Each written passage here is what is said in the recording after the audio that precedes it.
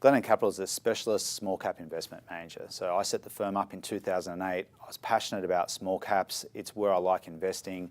And I wanted to set up a business where we could take a group of clients and invest for the long term and watch those small businesses really grow from very small embryonic businesses into hopefully some of the largest companies listed on the stock exchange. So we've been successful in doing that in a lot of cases. We're really happy with the progress of the firm over that period of time, and we're optimistic that small caps in Australia will always be a great place to invest and generate superior returns for clients.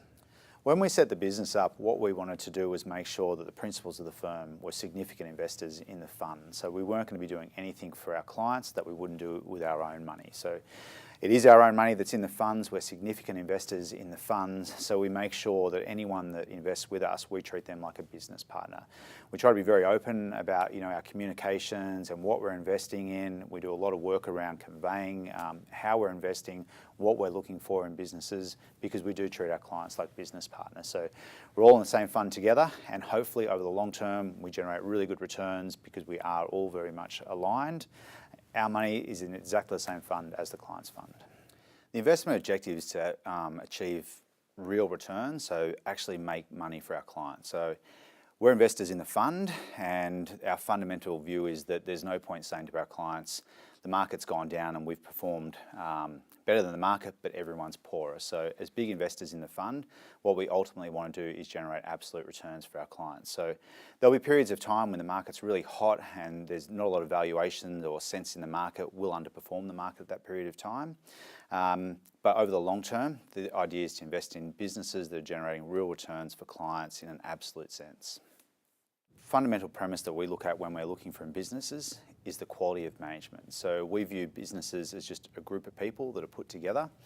So we really need to assess the quality of management. It's the first thing that we look at, because when we invest into a business, we take the view that we're an owner of the business, whether we only own 1% or we're a very significant shareholder in the business. So we want to make sure that management's aligned, that we trust management, and we've got confidence in them to guide our investment. So the basic premise is we take the view if the market was to shut down and we could only own one investment, we'd be happy having all of our money in that company. So very important to trust the people that we've invested with and have confidence that if something goes wrong and we can't sell that business, that we're either going to get some very good capital growth out of the business, or we're going to get some great dividends and generate a return that way. So very much having alignment, real returns, buying real businesses, simple things that we understand. That's the fundamental premise behind our investment process.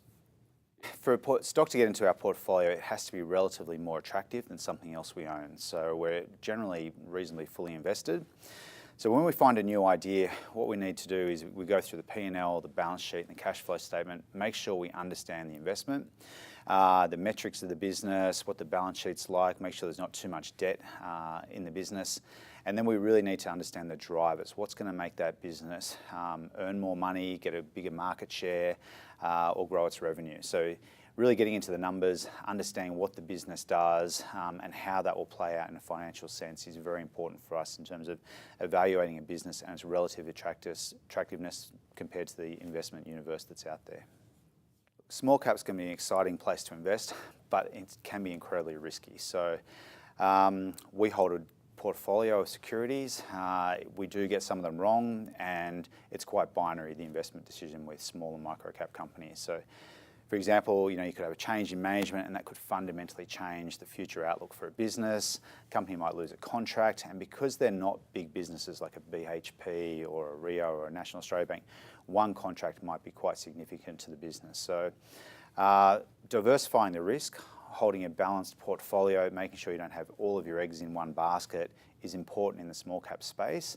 You don't want to be too diversified, but you want to make sure that if something does go wrong, that X factor, something that you can't predict, losing contracts, changes in management, changes in market conditions, uncompetitive behaviour by large companies, they can have significant effects in the valuation of small companies. So it is a risky sector. You do need to diversify your risk. Can't have all your eggs in one basket, and taking a portfolio approach really does help mitigate the risk of investing in small and micro cap companies. So over a long time of investing in small caps, we've started to learn that it's important that you put very strong risk controls in your portfolio. so that you don't do things like fall in love with a stock, have half of your portfolio in one position, because the risk is if something does go wrong with that position, it takes you a long time to get back capital. So capital preservation is very important to us, diversifying the risk. We won't have more than 15% of our portfolio in any one company, and we won't really buy more than about 10% on a cost basis of the portfolio in one position. We'll let it run like all good investments, but we will start to put profits in the bank after a while, so that we don't get in that situation where there's so much risk in the portfolio. A stock's done well, it might have gone to 15% of the portfolio, and we've fallen in love with it and we think there's nothing wrong. It's this continual process of assessing the risk, making sure that you're staying within those guidelines to be able to generate absolute returns over the long term without the risk of big permanent capital losses. We make sure with the portfolio that we don't have too much concentration in any one sector. You can tend to, if it's a resources boom or a tech boom, start to feel that you need to invest in hot stocks. We make sure that we're diversified by industry sector and by company, so we won't own a lot of tech companies, and we won't have too much of our portfolio in financials. So we really diversify basically into 5 categories of stocks that we look at, diversified by industry. So we like in small companies, you can get great opportunities in businesses that are doing roll-ups or roll-outs, so they're making acquisitions or they're expanding into a new market. So we have a component of the portfolio in that. We constrain the risks of the really small companies in the portfolio to about 10% by cost price. So that's the really small micro-cap companies. We don't want to have too much of the portfolio because they are very risky in that. We love investing alongside of entrepreneurial people. So there's an owner-operator, a large shareholder in the business. One of the other things that we like looking for is companies that are inherently out of favour, contrarian view, or deep value. So that's a part of the portfolio that we invest in. It's also quite risky, but it diversifies the risk because it's part of a balanced portfolio. Well, Glennon Small Companies is a listed investment company. It's listed on the ASX, and a listed investment company is the perfect structure for investing in small and micro-cap companies. The businesses that we're buying quite often are liquid. There's not a lot of volume traded on the market every day, so it can take us several months to build up a position. We're quite patient about how we buy. We don't pay crazy prices. We make sure that over time we get really good entry into a stock, and conversely, when we think a stock's fully valued, it can take us a little while to sensibly exit that position.